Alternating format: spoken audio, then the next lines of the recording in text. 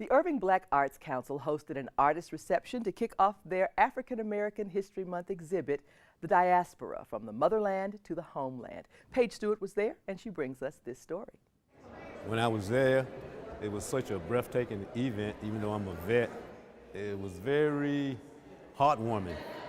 And there was a few tears, but you couldn't see them because of my shades. Painter and sculptor George Cephas is a free spirit who allows life to dictate his art. This is my self-portrait, and it was done in front of the Vietnam Memorial. It was inspiring when I went through the pictures to see, and this was the first one that I saw that I actually liked and wanted to paint.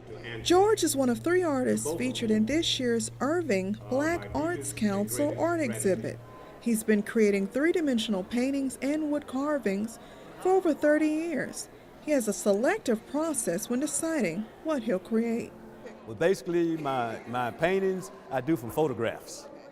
And what I do is take pictures, and then I take a 3-dimensional surface and sort of just paint from it by adding layers and layers of paint. The things that's interesting to me is whether the painting has feeling, and that's what I'm trying to show. And sometimes George doesn't get to decide what his final project will be. The wood talks to me, and so the wood tells me what they want to express. The wood sort of dictates to me, you know, what it wants. You know, I could carve out a piece, and if I think it's finished, and then it's not, it would say, hey, you need to do this, or hey, you need to put a dimple there. Like George, painter Willie Johnson is also led by a higher calling of what to paint. Lost endorsed me with it, and I'm very sensitive about it. Willie believes that his ability to paint is one of his callings from God, and he uses the ability to glorify God. A lady asked me to do a black Jesus. I did that, but it was sold. She wanted it right away. She said she fell in love with it, so that's what she did. And then this one, after I did that one, this is Jew Jesus, the real Jew Jesus. So I did Lord's Supper. I did a lot of Christ being baptized by John the Baptist. I did that. I did a lot of biblical work. Like the other artist, abstract artist Mulier White uses art to relay a message. Her message is her life story. My art is about my multicultural identity. Okay. My family is from different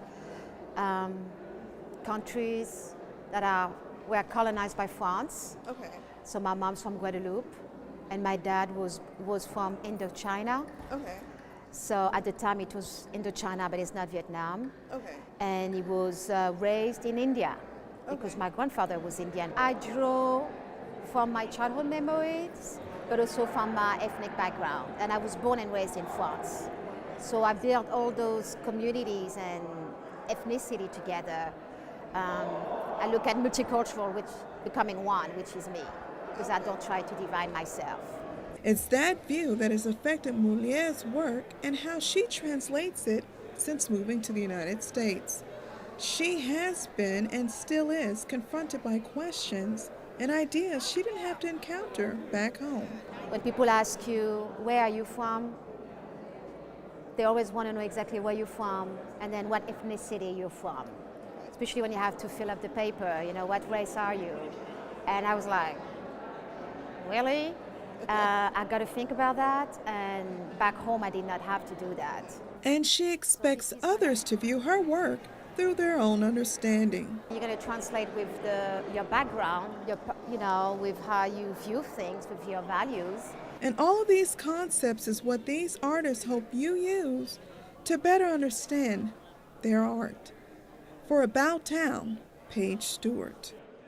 Continuing the observance of African American History Month, the Irving Black Arts Council and the City of Irving invite you to the historical play Grandma, I Don't Believe It on Sunday, February 24th at 3 p.m. in the Dupree Theater. Call the Irving Black Arts Council at 214-993-8444 for more information.